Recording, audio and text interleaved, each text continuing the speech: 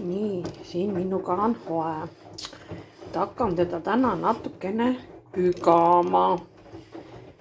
Tal on siin nii palju juba ära õitsenud õisi, et need varred ma lõikan ära, et tal oleks natukene rohkem jõudu kasvada. Olen siis, nagu ma ennem rääkisin, et eelnevalt, et hoian teda siis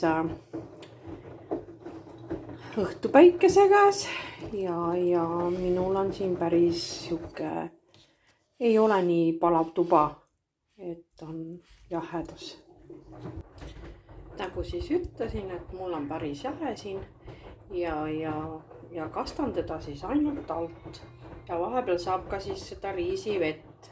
Nagu orhideedesse vesi jääb alles, siis ma annan teistele taimedele selle vee. Nii, nüüd ma pügasin ta vahepeal ära, et siin on siis need vanad õied ja koledad lehed, mis ma kõik ära lõikasin ja tegin ta siis natukene talle siia ruumi uusi võrseid ajada ja kastan ka teda siis praegu alt, et kuna ta on siis üsna kuiv, ja tavaliselt nädalas 2 korda annan alt vett. Aitäh teile, jälle nägemiseni!